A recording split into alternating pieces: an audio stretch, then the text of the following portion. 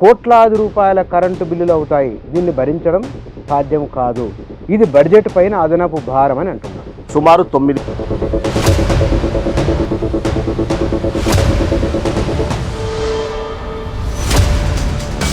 ఈరోజు కాళేశ్వరం ప్రాజెక్ట్ కింద పంపుడు storage power ప్లాంట్లు పెట్టుకుంటే సుమారు 3000 మెగావాట్ల పవర్ ప్లాంట్ పెట్టుకోవచ్చు. 3000 మెగావాట్లు. కాళేశ్వరం ప్రాజెక్టు లేదా లిఫ్ట్ స్కీములు కరెంటు ఖర్చు లేకుండా ఉండాలంటే ఈ మార్గాలు అనేది మీరు చెప్పగలుగుతున్నారా? అద్భుతమైన మార్గాలు. అంటే పైసా ఖర్చు లేకుండా ప్రభుత్వం పై వ్యాపారం చేసుకోవచ్చు. ఈరోజు పాలమూరు రంగారెడ్డి లోపల దీని మీద మీరు ఏమైనా ఒక డిపిఆర్ చేసి ఇవ్వగలరా? అంటే దీని అంటే లాభ నష్టాలు ఎంత ఖర్చు అవుతుంది, దీని నిర్వహణ ఎట్లా ఉంటుంది అంటే గవర్నమెంట్ ఇవ్వగలం తప్పకుండా. పాలమూరు రంగారెడ్డి ఉంది. పాలమూరు రంగారెడ్డి అద్భుతమైన ప్రాజెక్టు.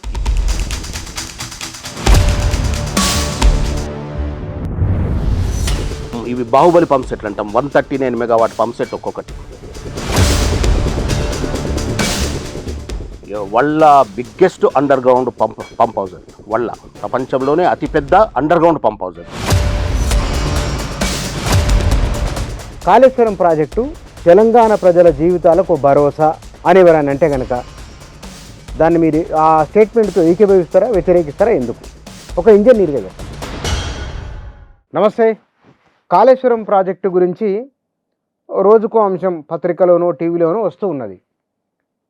మేడిగడ్డలో పిల్లలు కుంగిన తర్వాత మొత్తం ఆ ప్రాజెక్టు ఉనికిపైనే కొందరు ప్రశ్నిస్తూ ఉన్నారు. బహుశా ఈ మధ్య నేను 2 ఇంటర్వ్యూలు చేసిన వరుసగా, ఇది 3వ ఇంటర్వ్యూ కాళేశ్వరం పైనే. దాని నిర్వహణకు సంబంధించి తో పాటుగా ప్రపంచంలో ఇలాంటివి ఎక్కడా లేవు, ఒకవేళ ఆలోచన వచ్చినా విరమించుకున్నారు, కానీ మన దగ్గర అది ఇంప్లిమెంట్ అవుతూ ఉన్నది అనే ఒక ప్రశ్న కూడా వస్తున్నది. మొత్తంగానే ఈ కాళేశ్వరం ప్రాజెక్టును ఎట్లా అర్థం చేసుకోవాలి? మరి నిర్వహణ ఖర్చు నిజంగానే తడిచి మేపడి అవుతూ ఉన్నదా? దీనివలన భవిష్యత్తులో భారాలు ఉండబోతున్నాయా, ప్రయోజనం ఉండబోతున్నదా? ఈ విషయాల గురించి మాట్లాడదాం. మన దగ్గర విద్యుత్ రంగ నిపుణుడు తులజారాం గారు ఉన్నారు. వారు రిటైర్డ్ ఇంజనీర్. వారితో మాట్లాడదాం. సార్ నమస్కారం. నమస్తే సార్. సార్, కాళేశ్వరం ప్రాజెక్టు ప్రధానంగా కరెంటు ఖర్చు ప్రస్తావిస్తున్నారు. కోట్లాది రూపాయల కరెంటు బిల్లులు అవుతాయి. దీన్ని భరించడం సాధ్యం కాదు. ఇది బడ్జెట్ పైన అదనపు భారం అని అంటున్నారు. దీన్ని నిజంగానే అంత భారం ఉండబోతున్నది? రాబోయే రోజుల్లో మరిన్ని కష్టాలు రాబోతున్నాయా? అయితే కాళేశ్వరం ప్రాజెక్టులో పంపుల నిర్వహణ చాలా పెద్ద అంశం.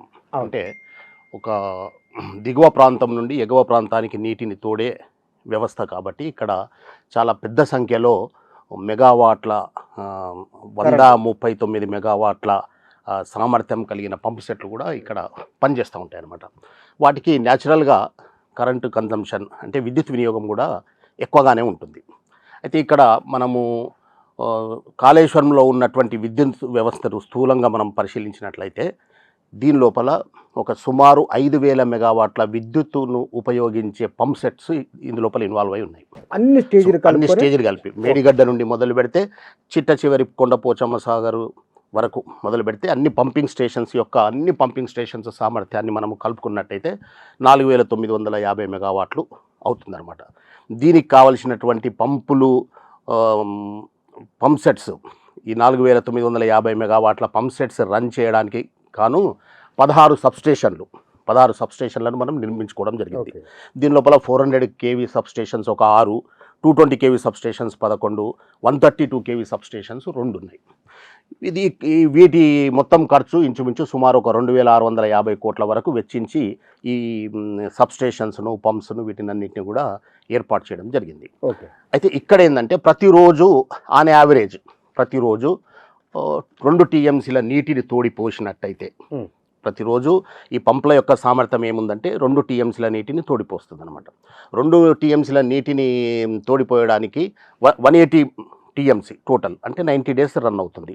90 డేస్ రన్ అయినప్పుడు సుమారు 14,000 మిలియన్ యూనిట్ల కరెంటు వినియోగం జరుగుతుంది అనమాట. అన్ని రోజులకు టోటల్ 90 డేస్కి కలిపి రోజుకు 148 మిలియన్ యూనిట్ల కరెంట్ అవసరం అని చెప్పి ఒక అంచనా. అంటే ఇక్కడ ఓన్లీ మనం మేడిగడ్డ దగ్గర లిఫ్ట్ చేసినందుకు అయ్యే ఖర్చు కాదు, మొత్తం total on the whole total Kaleshwaram project అన్ని పంపులు నడిచినట్టయితే, జనరల్గా అన్ని పంపులు ఒకసారి నడవై అన్ని పంపులు నడిచినా కూడా అది ఇదనమాట.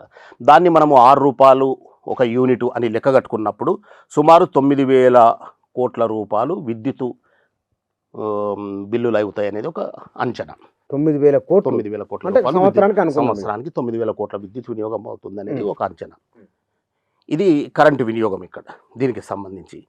అయితే ఇక్కడ ఏమవుతుందంటే మేడిగడ్డ నుంచి కొండపోచమ్మ సాగర్ వరకు ఉన్నటువంటి ఆయకట్టు 40 లక్షల ఎకరాలుగా పేర్కొంటున్నారు. అయితే ఒకవేళ దీనికి మనం రియల్ కంపారిజన్ చేయాలంటే దేంతో చేయాలి? ఆల్రెడీ మనము ఉపయోగంలో ఉన్నటువంటి వ్యవసాయ బోర్లతోని దీన్ని కంపేర్ చేయాలి. వ్యవసాయ బోర్లు ఇరిగేషన్ చేసినప్పుడు, వ్యవసాయ బోర్ల ద్వారా నీటిని పంపింగ్ చేసి వ్యవసాయం చేసుకున్నప్పుడు 1 ఎకరాకు ఖర్చు ఎంత అవుతుంది? ఓకే, పంపు సెట్కు. పంప్ సెట్ కాదు, ఎకరా ఖర్చు. ఎకరా ఖర్చుకు. ఓకే. ఇప్పుడు రీసెంట్గా మనం కొన్ని చర్చలలో చూసిన దాని ప్రకారము మన దగ్గర 30 లక్షల వ్యవసాయ పంప్ సెట్లు ఉన్నాయి. ప్రతి వ్యవసాయ పంప్ సెట్ ఒక 3 ఎకరాలు ఇరిగేషన్ చేస్తుందని అనుకుందాం. ఆన్ యావరేజ్గా 5 HP మోటార్లే ఉన్నాయని అనుకుందాం. 5 HP మోటారు 5 HP మోటారు ఒక 12 గంటలు మాత్రమే నడుస్తుంది అనుకున్నా కూడా, ప్రతిరోజు 12 గంటలు, రోజుకు 12 గంటలు నడుస్తుంది.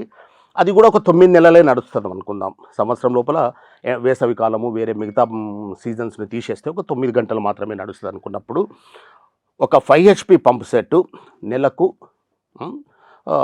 1440 యూనిట్ల కరెంటును ఉపయోగించుకుంటాం. 1440 యూనిట్లు కరెంటు వాడడం జరుగుతుంది అనమాట. అక్కడ మనము 6 రూపాయల యూనిట్ల చొప్పున బిల్లింగ్ చేస్తున్నాం. 14,000 మిలియన్ యూనిట్లను 6 రూపాయలకు యూనిట్ చొప్పున లెక్క కట్టినప్పుడు 9,000 కోట్ల రూపాయలు అక్కడ మనకు ఖర్చు అవుతుంది. ఓకే.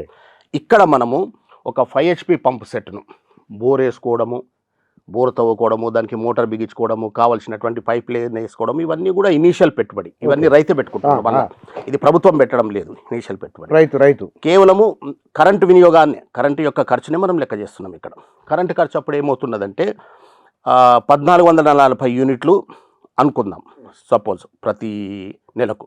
దానిని ఒక 9 నెలల కోసం అనుకుంటే సుమారు 38,000 రూపాయలు అవుతుంది అనమాట ఎకరా, ఒక 3 ఎకరాలకు. ఓకే. అంటే ఎకరాకు ఒక 15 నుంచి 20,000 రూపాయలు కరెంట్ ఖర్చు అవుతుంది. ఇక్కడ చేసిన లెక్కలు కూడా 40 లక్షల ఎకరాలు కాళేశ్వరం కింద ఇరిగేషన్ జరిగినప్పుడు దాని ఖర్చు ఒకవేళ 9,000 కోట్ల రూపాయలు, 9,037 కోట్ల రూపాయల కరెంట్ బిల్లులు అనుకున్నప్పుడు అక్కడ కూడా మనకు ఎకరాకు 18,000 రూపాయల ఖర్చు మాత్రమే వస్తున్నది. ఓకే. అంటే రెండుటి ఖర్చు కూడా ఇంచుమించు ఈక్వల్గానే ఉంది.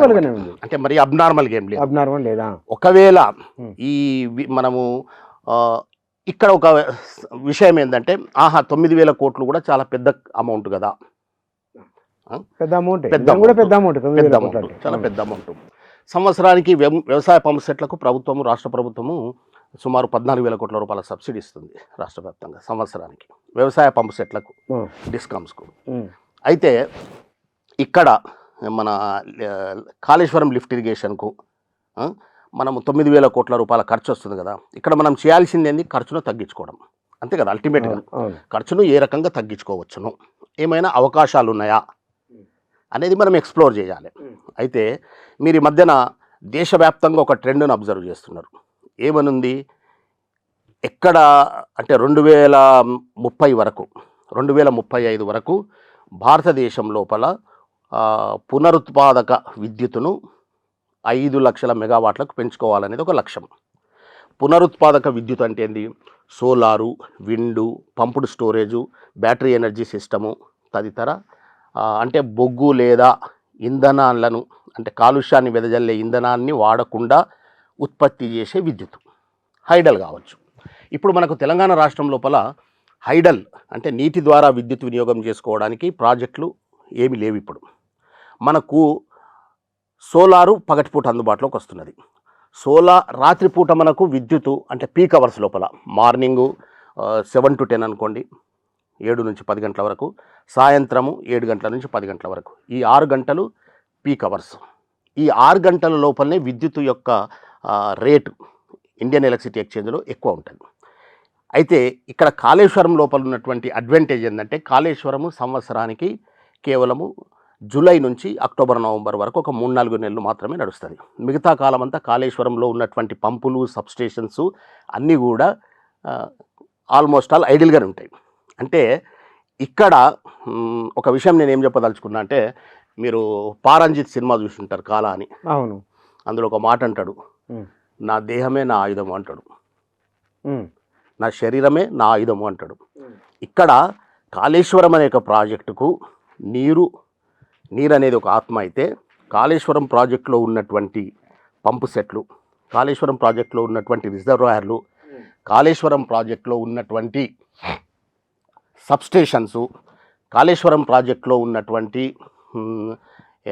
ఈ ఎలక్ట్రికల్ సబ్స్టేషన్సు, ఈ ఈ వ్యవస్థలన్నీ కూడా, ఈ బ్యారేజులు, అండర్గ్రౌండ్ టనల్స్, ఇవన్నీ కూడా ఒక యాసెట్స్ అన్నమాట. కాళేశ్వరంను ఒక గుదిబండగా అనుకుంటున్న మనము దాన్ని ఒక ప్రొడక్టివిటీ యాసెట్గా మలుచుకోవాల్సిన అవసరం ఉన్నది. ఈరోజు కాళేశ్వరం ప్రాజెక్ట్ కింద పంపుడు స్టోరేజ్ పవర్ ప్లాంట్లు పెట్టుకుంటే సుమారు 3000 మెగావాట్ల పవర్ ప్లాంట్ పెట్టుకోవచ్చు. 3000 మెగావాట్లు 3000 మెగావాట్లు పంపుడు స్టోరేజ్ ప్లాంట్లు పెట్టుకోవచ్చు. అయితే ఈ పంపుడు స్టోరేజ్ ప్లాంట్లు ఎక్కడెక్కడ పెట్టుకోవచ్చు అనే విషయానికి వచ్చినప్పుడు మీకు తెలుసు, ఒకటి హై లెవెల్లో ఉన్న, అంటే ఎత్తులో ఉన్నటువంటి రిజర్వాయర్లో ఉన్న నీళ్లను మనము కిందికి వదలడం ద్వారా విద్యుత్తును ఉత్పత్తి చేస్తాం. కరెంటుకు డిమాండ్ లేని సమయం లోపల కిందున్నటువంటి రిజర్వాయర్ నుంచి నీటిని ఎత్తి పైకి పోస్తాం. కరెంటు తక్కువ రేటు ఉంటుంది పగటిపూట, ₹2 యూనిట్కు కరెంటు వాడుకొని మనము పీక్ అవర్స్ లోపల ₹8, ₹10 మార్కెట్ డిమాండ్ను బట్టి వ్యాపారం చేసుకోవచ్చు. ఆ వ్యాపారం చేసుకోవడానికి Kaleshwaram as well as Palamuru Rangareddy, ఈ 2 ప్రాజెక్టులు కూడా అత్యంత అనుకూలమైన ప్రాజెక్టులు.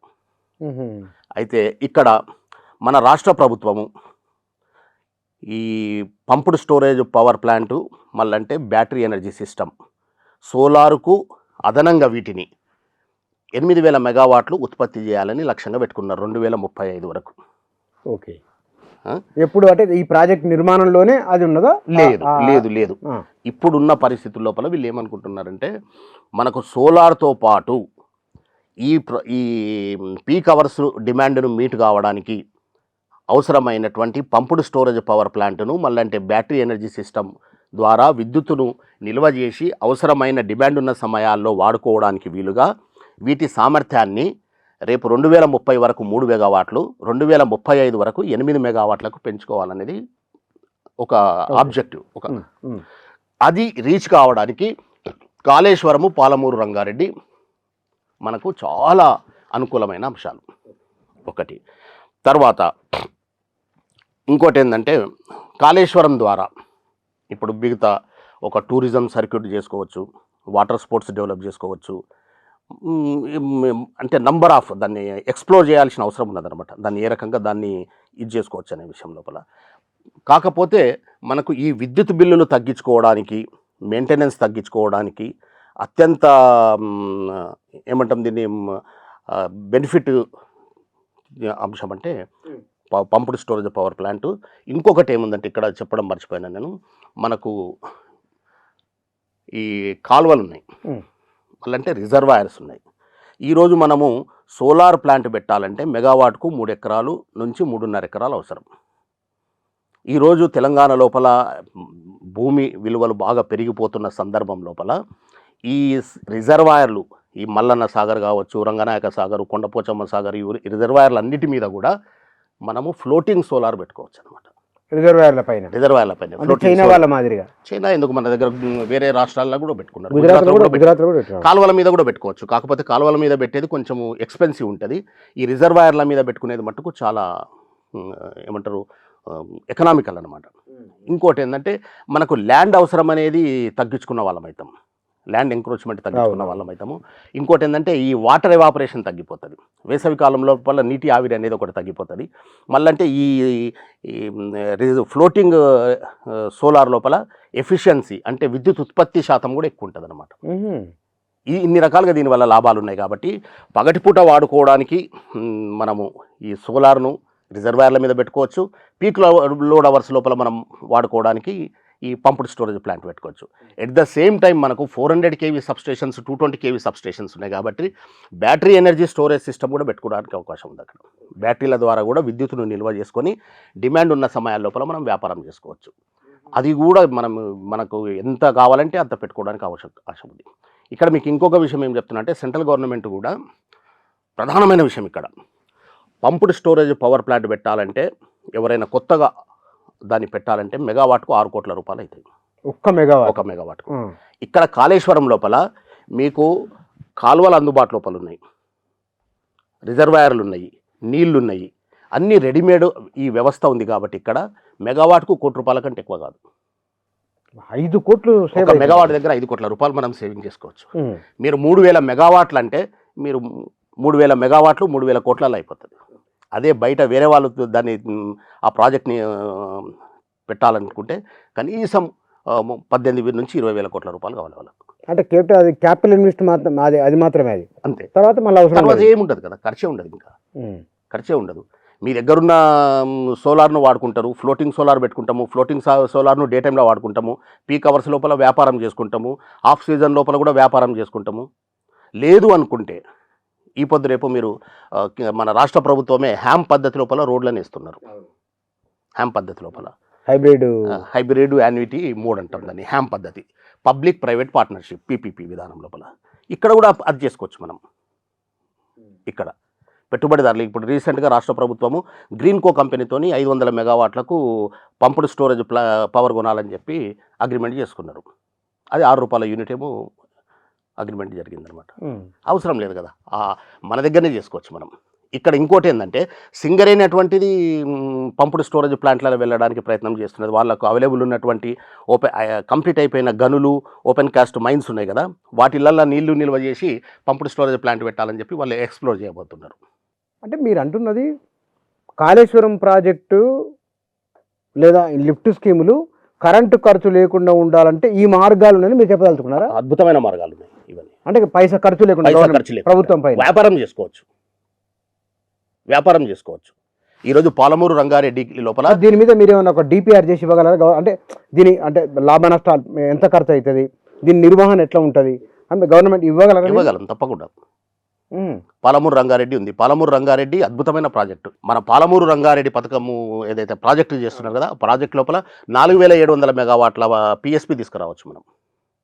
సోలార్కు అదనంగా, సోలార్ గురించి మాట్లాడడం లేదు, అంటే అవకాశం ఉంది మన దగ్గర తెలంగాణ లోపల. ఇవి మంచి పిఎస్పికి మంచి అవకాశం ఉన్నటువంటి ప్రాజెక్టులు. అంటే మీరు చెప్పిన దాని ప్రకారము ఇక నుంచి లిఫ్ట్ ఇరిగేషన్కు అసలు కరెంటు ఖర్చే ఉండదు, ఖర్చును చేసుకోవచ్చు.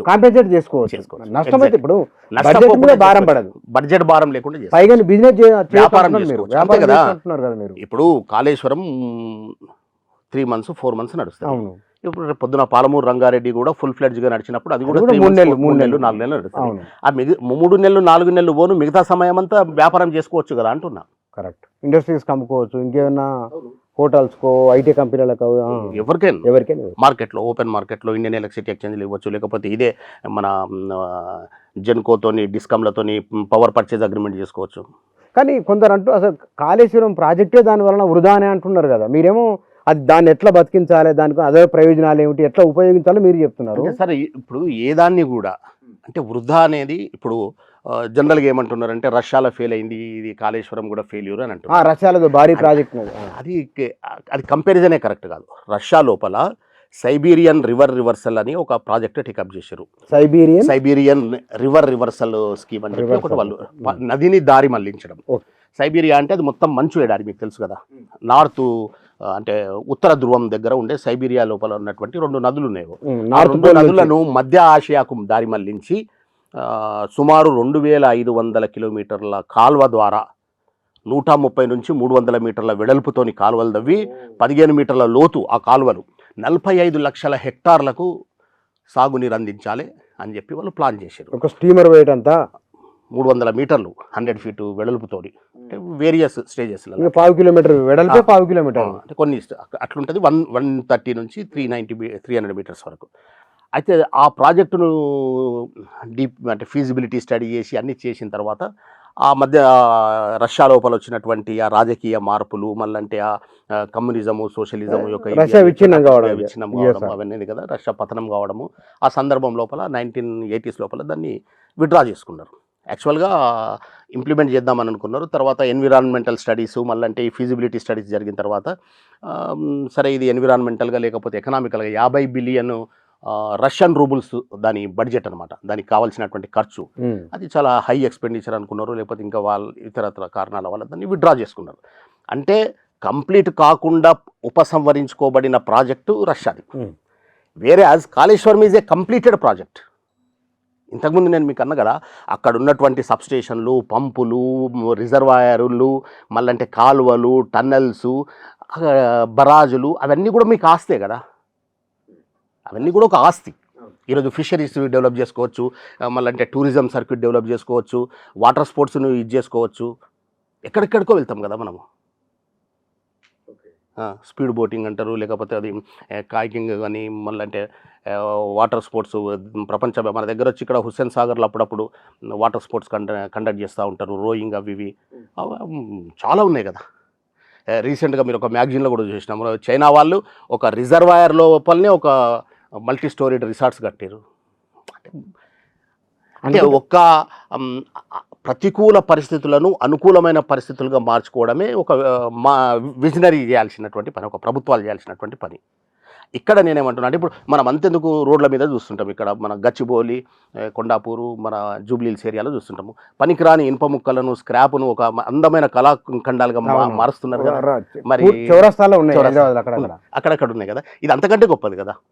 ఇక్కడ మీకు 19 సబ్స్టేషన్స్ ఉన్నాయి, మళ్ళంటే 118 పంపులు ఉన్నాయి, పెద్ద పెద్ద ప్రాజెక్టులు ఉన్నాయి. ప్రపంచంలోనే ఎక్కడ లేనటువంటి కాలువల వ్యవస్థ, బరాజుల వ్యవస్థ, రిజర్వాయర్ల వ్యవస్థ, అవన్నీ ఉన్నాయి కదా. మరి ఇక్కడ కొందరు మీలాంటి ఇంజనీర్లు, ఎక్స్పర్ట్స్ ఏమంటున్నారంటే, కాళేశ్వరం ప్రాజెక్టు మనం ఎకరా వారీగా ఖర్చు తీసుకున్నా అదనపు భారమే అవుతుంది, దాని కొత్త ఆయకట్టు లేనేలేదు, దానికి స్థిరీకరణ అంతకన్నా లేనేలేదు, అది మొత్తానికి తెలంగాణకు ఒక భారం అని ఒక బలమైన ఆర్గ్యుమెంట్ తెచ్చే ప్రయత్నం చేస్తున్నాం. అంటే యాక్చువల్గా నేను సివిల్ ఇంజనీర్ కాదు, అంటే స్థిరీకరణ, ఆయకట్టు, ఆ విషయానికి కరెంట్ విషయానికి వస్తే నేను స్పష్టంగా మీకు ఇంతకుముందు కూడా ఎక్స్ప్లెయిన్ చేసిన, ఒక 5 HP పంప్ సెట్ ఈరోజు రాష్ట్ర ప్రభుత్వము అగ్రికల్చర్కి ఇస్తున్న సబ్సిడీ ఎంత? Simple question. 14,000 కోట్ల రూపాయలు, 30 లక్షల పంప్ సెట్లు. దాని కింద ఎంత సాగవుతున్నది? ఎకరాకు అది పంప్ సెట్కు 3 ఎకరాలు అనుకుంటే కూడా, ఇంకా అర్బనైజేషన్ అయ్యి కొన్ని ఇవేనాయి అనుకోండి, తగ్గిపోయినాయి, అయినా కూడా 30 lakhs అనుకుందాం. అన్ఆథరైజ్డ్ కనెక్షన్స్, ఆథరైజ్డ్ 30 లక్షల కనెక్షన్స్ అనుకుందాం. ఈరోజు 7.5 10 HP మోటార్లు కూడా వాడుతున్నారు, కానీ 5 HP యావరేజ్గా తీసుకుందాం. 5 HP యావరేజ్ తీసుకుని మనము రాష్ట్ర వ్యాప్తంగా ఉన్నటువంటి 30 లక్షల పంప్ సెట్ల కింద 90 లక్షల ఎకరాల వరి సాగు అవుతున్నది, లేకపోతే పంట సాగు అవుతున్నది అనుకున్నప్పుడు, మిగతా సాగంతా కూడా లిఫ్ట్ ఇరిగేషన్ స్కీమ్స్ కింద అవుతున్నట్టే కదా. ఈరోజు 1,50,000 ఎకరాలు సాగు అవుతుంది అనుకుందాము, లేదంటే 1,50,00,000 1,60,00,000 ఎకరాలు మన దగ్గర మొత్తం సాగు విస్తీర్ణం. ఆ సాగంతా జరుగుతుందంతా, మిగతాదంతా కానీ ఇక్కడ మొత్తం కాళేశ్వరం ప్రాజెక్టు రీప్లేస్ చేయలేదు కదా, బోర్ల కింద లేదు, అన్ని ప్రాజెక్టులు కలిపి అంటున్నాను, లిఫ్ట్ ఇరిగేషన్ స్కీమ్స్ అన్ని కలిపి. అదర్ దెన్ బోర్వెల్స్ ఉన్న ఇరిగేషన్ అంతా కూడా లిఫ్ట్ ఇరిగేషన్ స్కీమ్స్ కదా, మేజర్ లిఫ్ట్ ఇరిగేషన్ స్కీమ్స్, లేకపోతే whether it is on gravity or ఇది. ఇప్పుడు మనకున్న చెరువులు, లేకపోతే మనకు సంక్రమించినటువంటి పురాతన కాలం నుంచి మనకు సంక్రమించినటువంటి చెరువులు కావచ్చు, చిన్న చిన్న కుంటలు కావచ్చు, వాటి కింద ఉన్నటువంటి ఇరిగేషన్ 10 to 12% అంటున్నారు అంతే. కానీ కొందరు ఏమంటారంటే, మీకేమన్నా నేను అనడం ఏంటంటే, దీని లోపల ఏమన్నా అననుకూలమైనటువంటి ప్రతికూలమైన పరిస్థితులు ఏమన్నా ఉన్నట్టయితే, అంశాలు ఏమన్నా ఉన్నట్టయితే, వాటిని అనుకూలంగా మార్చుకోవడమే మనం చేయాల్సిన పని కదా అంటున్నాను నేను. ఒక ఇన్ని కోట్ల రూపాయలు, 1,000 కోట్ల రూపాయలు, 1,00,000 కోట్ల రూపాయలు ఖర్చు పెట్టి నిర్మించుకున్నటువంటి ఒక ఇరిగేషన్ ప్రాజెక్ట్ను మనం ఐడిల్గా ఉంచడమో, లేకపోతే దాన్ని ఏదో ఫేట్కి వదిలిపెట్టడం అనేది కరెక్ట్ కాదు కదా. దాన్ని ఒక అనుకూలమైన ప్రాజెక్టుగా మలుచుకొని, దాన్ని కూడా ఒక లాభదాయకంగా అటు రైతులకు, ప్రజలకు, ప్రభుత్వానికి భారం కానటువంటి ఒక ప్రాజెక్టుగా మలుచుకోవాలనేది నా సూచన. బాగుంది. అయితే ఇక్కడ కాళేశ్వరం ప్రాజెక్టు గత ప్రభుత్వం, కేసీఆర్ ఆలోచన, మీరు ఎందుకంటే గత ప్రభుత్వంలో మీరు అప్పటికి రిటైర్డ్ కాలేదు, తెలంగాణ ఉద్యమంతో పాటు తెలంగాణ రాష్ట్రం వచ్చినా కూడా సర్వీస్లో ఉన్నాను. కాళేశ్వరం ప్రాజెక్టు తెలంగాణ ప్రజల జీవితాలకు భరోసా అని ఎవరైనా అంటే కనుక, దాన్ని మీరు ఆ స్టేట్మెంట్తో ఏకీభవిస్తారా, వ్యతిరేకిస్తారా, ఎందుకు?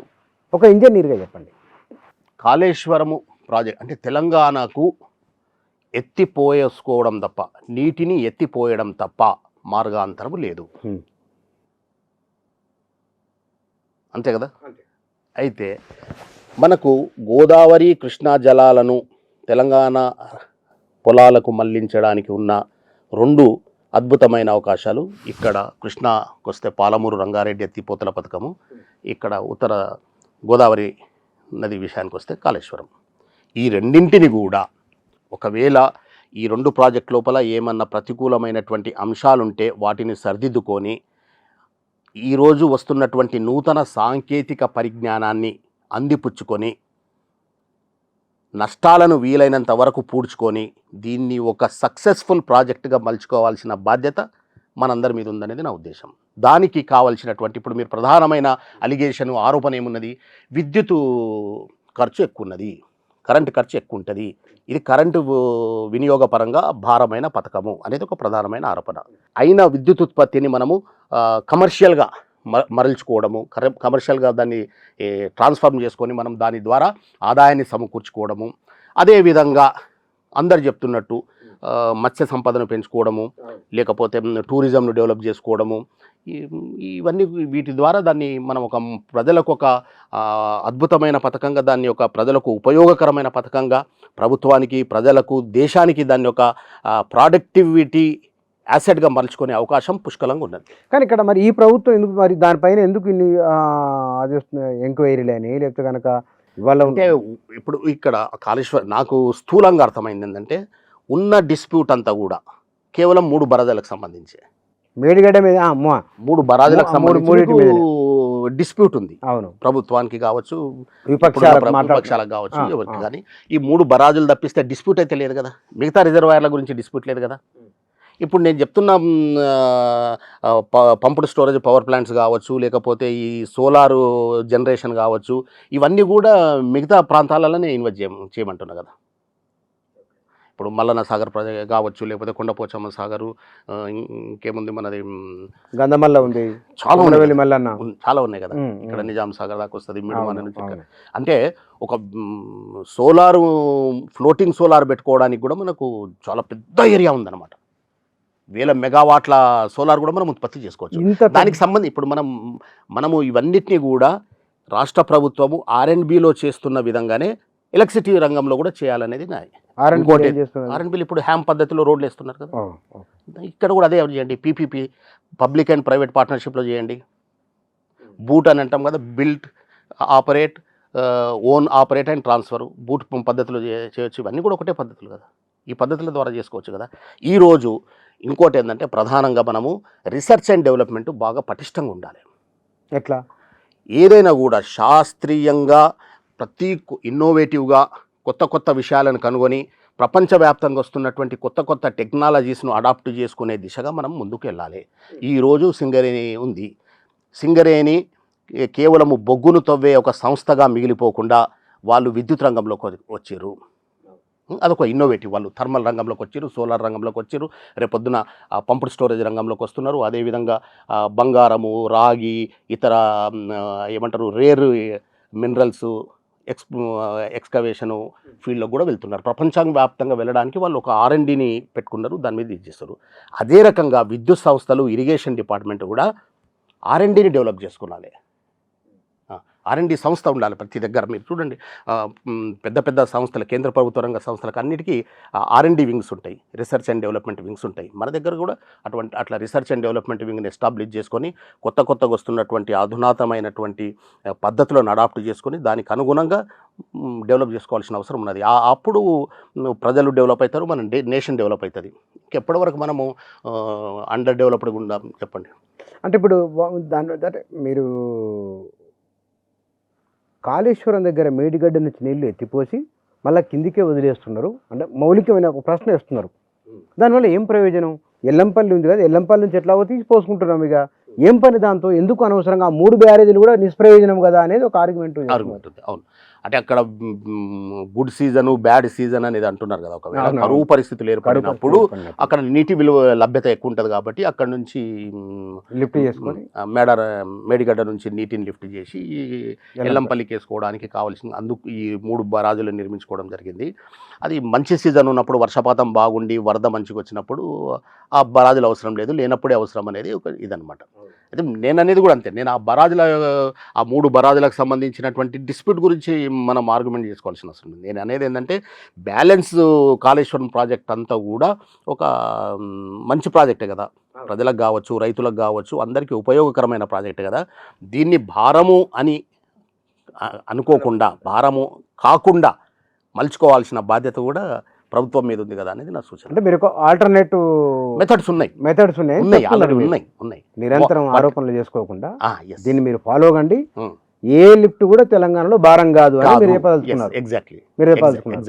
అంటే బహుశా మీరు కాళేశ్వరం ప్రాజెక్ట్ నిర్మాణం అయినప్పుడు సబ్ స్టేషన్ల నిర్మాణం జరిగింది కదా, భవిష్యత్తు ప్రణాళిక ఏముండే ఆ ప్రభుత్వానికి ఏమున్నది దానిపైన? కరెంటు ఖర్చు కాకుండా ఉండేందుకు ఏమైనా ప్లాన్ ఉన్నదా వాళ్ళకు?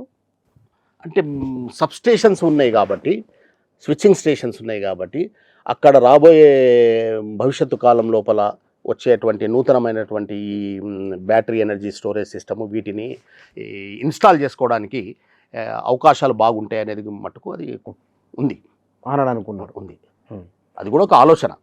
ఈరోజు మనకు అక్కడ ఉన్నటువంటి ఈ మనం రీసెంట్గా కోల్ ఇండియా లిమిటెడ్, మళ్ళంటే సారస్ అనేది ఒకటి ప్రైవేటు సంస్థ ఉన్నది. ఆ రెండు సంస్థలతోని 1500 మెగావాట్ అవర్స్ విద్యుత్ కొనుగోలు చేయడానికి ఒప్పందం చేసుకున్నారు రాష్ట్ర ప్రభుత్వం.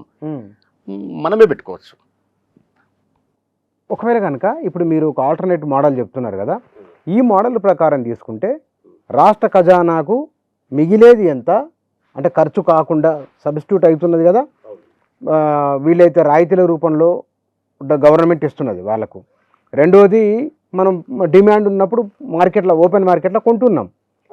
మనమే ఓపెన్ మార్కెట్కి అమ్మడం వలన ఖజానాపై భారం పడకుండా కాపాడుకుంటున్నాం. అంటే ఈ ప్రత్యామ్నాయ మోడల్ వలన ఎంత మిగిలించవచ్చు ప్రజల కోసం, ప్రజలకు ఖజానాకి ఎంత మిగిలించవచ్చు రమారమి? అయితే ఇక్కడ రెండు ఉన్నాయి సార్. ఒకటి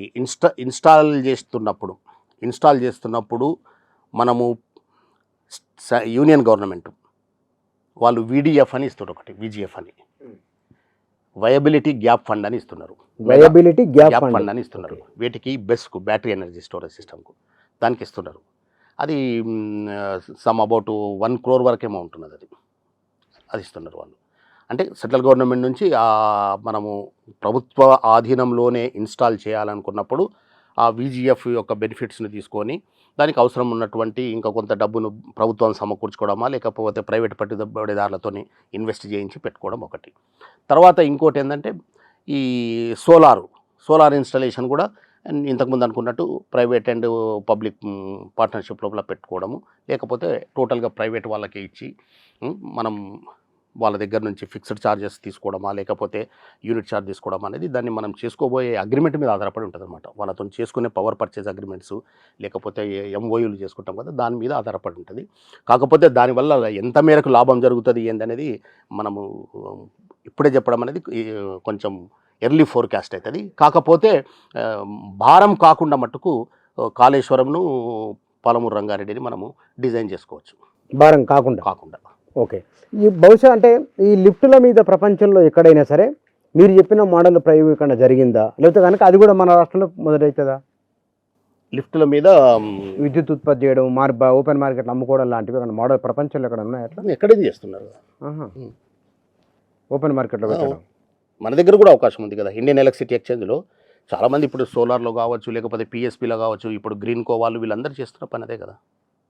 ప్రభుత్వ ఆధీనంలో ఉన్నటువంటి ప్రాజెక్టులను తీసుకొని వాళ్ళు విద్యుత్ ఉత్పత్తి చేసి వ్యాపారం చేసుకుంటున్నారు. అంటే ప్రభుత్వ రంగంలో ప్రభుత్వం యొక్క చొరవ తీసుకొని, అవును, ఇప్పుడు కోల్ ఇండియా లిమిటెడ్ వచ్చి మన దగ్గర బ్యాటరీ ఎనర్జీ స్టోరేజ్ సిస్టమ్ పెడుతున్నారు కదా. కోల్ ఇండియా లిమిటెడ్ కూడా ప్రభుత్వ రంగ సంస్థనే కదా, సింగరేణి కూడా ప్రభుత్వ రంగ సంస్థనే కదా. సింగరేణి కూడా వెళ్ళి ఎలక్ట్రిసిటీ జనరేట్ చేస్తున్నారు కదా. దీనికి రాజకీయాలను కాస్త వాళ్ళు పక్కన పెట్టి భవిష్యత్తును దృష్టిలో ఉంచుకొని విద్యుత్ భారాలు పడకుండా ఉండాలంటే, సాగునీరు మరింత ఎక్కువగా రైతులకు నిరంతరాయంగా ఇవ్వాలంటే కనుక ఇప్పుడు కరెంటు చాలా ప్రధానమైంది. అవును. దీనికి ప్రభుత్వం ఏం చేయాలి తక్షణం? మీరు ఇచ్చే సూచన ఏమిటి? ప్రభుత్వం ఎవరైనా కావచ్చు, మనం అది టీఆర్ఎస్ఆ, కాంగ్రెసా, బీజేపీ ఎవరైనా కావచ్చు, మీరు ఇచ్చే సూచన ఏమిటి? కాళేశ్వరము ప్రాజెక్టు విషయానికి వస్తే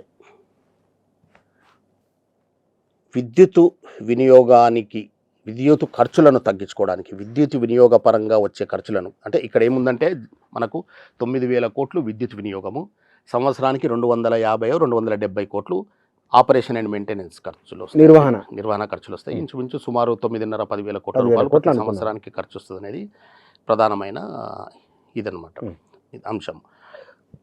నీరు, కరెంటు ఈ రెండు ఇంటర్ రిలేటెడ్.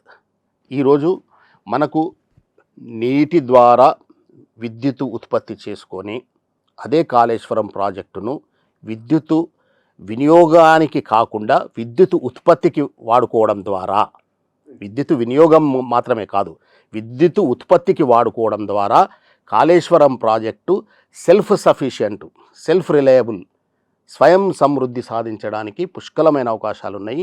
ఈ విషయం లోపల రాష్ట్ర ప్రభుత్వం ఎవరున్నా కూడా దీని గురించి ఒక విస్తృతమైన పరిశోధన చేసి ఈ పంప్డ్ స్టోరేజ్ పవర్ ప్లాంట్లు కావచ్చు, ఫ్లోటింగ్ సోలార్ పవర్ జనరేషన్ ప్లాంట్లు కావచ్చు, అదేవిధంగా బ్యాటరీ ఎనర్జీ స్టోరేజ్ సిస్టమ్స్, ఈ మూడు ఈరోజు ప్రపంచవ్యాప్తంగా ప్రధానమైన విద్యుత్ ఉత్పత్తి మార్గాలు. ఈ మూడు మార్గాలను కూడా చాలా సీరియస్గా టేకప్ చేసి వీటి మీద వచ్చే ఆదాయాన్ని మరియు రైతులకి ఈ కాళేశ్వరం ప్రాజెక్టు రన్ చేయడానికి కావాల్సినటువంటి విద్యుత్ వినియోగము లేకపోతే ఇతరత్ర మెయింటెనెన్స్ ఖర్చులకు సంబంధించి ఇవన్నిటిని మెయింటైన్ చేయడానికి ఒక కార్పొరేషన్ ఆల్రెడీ ఎగ్జిస్టింగ్లో ఉందనుకుంటాను. ఆ కార్పొరేషన్ ఉంది. దానికి బాధ్యతలను అప్పగించి దీని లోపల ఒక మంచి టెక్నికల్ టీం వేసి దీనికి సంబంధించినటువంటి సిబ్బందిని, దానికి కావాల్సినటువంటి అగ్రిమెంట్స్ చేసి వాళ్లకు కావాల్సినటువంటి నిధులను ఇచ్చి అందుకు సంబంధించినటువంటి అవసరమైనటువంటి పరిశోధనలు కావచ్చు లేకపోతే కన్సల్టేషన్ చేసి దీన్ని ఇమ్మీడియట్గా టేకప్ చేస్తే మనకు 2 years లోపల ప్రాజెక్ట్స్ కంప్లీట్ చేయొచ్చు. 2 to 3 years లోపల environmental clearances, forest clearances, central electricity authority clearances, ఇవన్నీ క్లియరెన్సెస్ తీసుకోవాల్సి ఉంటుంది. ఏది పంప్డ్ స్టోరేజ్ పవర్ ప్లాంట్ పెట్టాలంటే. బ్యాటరీ ఎనర్జీ స్టోరేజ్ సిస్టమ్కి అయితే ఏ పర్మిషన్ అవసరం లేదు, ఇమీడియట్ చేసేయచ్చు. మీరు సోలార్ పెట్టడానికి కూడా పెద్ద పర్మిషన్స్ ఏం అవసరం లేవు. వీటిని ఇమ్మీడియట్గా టేకప్ చేస్తే వచ్చే 2 ఏళ్ల లోపల కాళేశ్వరంను సెల్ఫ్ సఫిషియెంట్ ఆర్గనైజేషన్గా మనం తయారు చేసుకోవచ్చు. జస్ట్ 2 years లోపల దానికి కమిట్మెంటు, దానికి కావాల్సినటువంటి support, financial support, technical support, scientific support చేసుకుంటే సరిపోతుంది. అంటే ఆ విజన్ ఉండాలి, సంకల్పం కూడా అవసరం. కాళేశ్వరం ప్రాజెక్టు పైన విమర్శలు చేస్తున్న వాళ్ళకు లేదా ఆరోపణలు చేస్తున్న వాళ్ళకు మీరు ఏమైనా సమాధానం చెప్పాలనుకుంటే కనుక ఏమని చెప్తారు, స్పందించాలనుకుంటే దానిపైన మొత్తమే ప్రాజెక్ట్ పైన? తెలంగాణను పునర్నిర్మించుకునే దిశ లోపల మనమందరం కలిసి ప్రయాణం చేద్దాం. ఓకే, దానిపైన విమర్శలు వద్దంటారా? పునర్నిర్మించుకుందాం. ఏది కూడా స్క్రాప్ మెటల్ కూడా వేస్ట్ కానీ ఈ రోజులల్లా 1,000 కోట్ల రూపాయలు ఖర్చు పెట్టి 5,000 మెగావాట్ల సామర్థ్యం కలిగిన పంపు సెట్లతోని 19 సబ్స్టేషన్లు, 2,500 కోట్ల రూపాయలు కేవలం సబ్స్టేషన్లు, పంప్ సెట్ల మీద ఖర్చు పెట్టి అంత గొప్పగా నిర్మించుకున్నటువంటి కాళేశ్వరం ప్రాజెక్టును మనము తెలంగాణ ప్రజలకు ఏ రకంగా ఉపయోగపడుతుంది అనే విషయం లోపల చాలా సీరియస్గా మన తెలంగాణ కమిట్మెంట్తోని, మన ప్రజలకు మనం చేయాలనే ఒక కమిట్మెంట్తోని మనం ముందుకెళ్ళాలి. దాన్ని ప్రభుత్వాలు, ప్రజలు, మేధావులు, సమాజం తలుచుకుంటే 2 సంవత్సరాల లోపల దాన్ని ఒక అద్భుతమైన సెల్ఫ్ సఫిషియెంట్ ఆర్గనైజేషన్గా, ఒక ప్రాజెక్టుగా మనము తయారు చేసుకునే అవకాశం ఉందని మటుకు నేను చెప్పగలుగుతా. మనము కాళేశ్వరంను కూడా ఆ దిశగా పునర్నిర్మాణం చేసుకోవడం, దాన్ని ఏమంటాం, అది చేసుకోవాల్సిన అవసరం అయితే. Right sir, thank you. Lift irrigation స్కీమ్ల ప్రస్తావన వచ్చిన ప్రతిసారి కరెంటు బిల్లుల అంశం తెరపైకి వస్తున్నది. కానీ వారు చెప్తున్నది కరెంటు ఖర్చు లేకుండా తెలంగాణ మొత్తానికి 1 కోటి ఎకరాలకు పైబడి సాగునీరు ఇవ్వవచ్చు, అది నిరంతరాయంగా ఇవ్వవచ్చు. కరెంటుకి ఇవ్వడం ద్వారా మనం మిషన్ భగీరథ లాంటి వాటి కూడా ఉచితంగానే ఇవ్వవచ్చు. కరెంటు బిల్లుల ప్రస్తావనే ఉండదు. ఒక ఆల్టర్నేటివ్ మోడల్ను ప్రతిపాదిస్తున్నారు. బహుశా దీన్ని అమలు చేయడానికి కూడా పెద్ద ఇబ్బంది ఏమీ లేదు. అంటే కాళేశ్వరం ప్రాజెక్టు పైన జరుగుతున్న చర్చ ఏమిటి, దానివల్ల ఉపయోగం లేదు అని. ఇందాక మరొక మాట అన్నారు, కష్టకాలంలో గోదావరిలో నీళ్లు లేనప్పుడు, ఒకవేళ ఎల్నినో ఎఫెక్టు రాబోయే 2 నెలలు ఉన్నది అనుకుందాం, ఆ వేళ తప్పకుండా మనకు ప్రాణహిత నీళ్ళు ఉంటాయి. ప్రాణహిత నీళ్లను ఎల్లంపల్లి నుంచి మిడ్మానేర్ నుంచి మళ్ళీ పైకి రిజర్వాయర్లకు ఎత్తిపోసుకుంటే ఆ కష్టకాలంలో, కరువు కాలంలో దాని ఉపయోగం ఎక్కువగా ఉంటుంది. వీరన్నట్టు కరెంటు ఖర్చే ఉండొద్దు అనుకున్నప్పుడు వీరు చెప్పిన ప్రతిపాదన బహుశా ఉపయోగపడవచ్చు. కష్టకాలం లోపల, కరువు కాలం లోపల విద్యుత్ రేటు కూడా మార్కెట్లో ఎక్కువ ఉంటుంది, అప్పుడు అది కూడా ఒక అడ్వాంటేజ్ అవుతుంది. అడ్వాంటేజ్ అవుతుంది. Right sir. అంటే ఇది ఓవరాల్గా కాళేశ్వరం ప్రాజెక్టు పైన ఆరోపణలు విమర్శలు కాకుండా సానుకూల అనుకూల దృక్పథంతో ఉండాలని వారు చేస్తున్న సూచన ఇది. Thank you.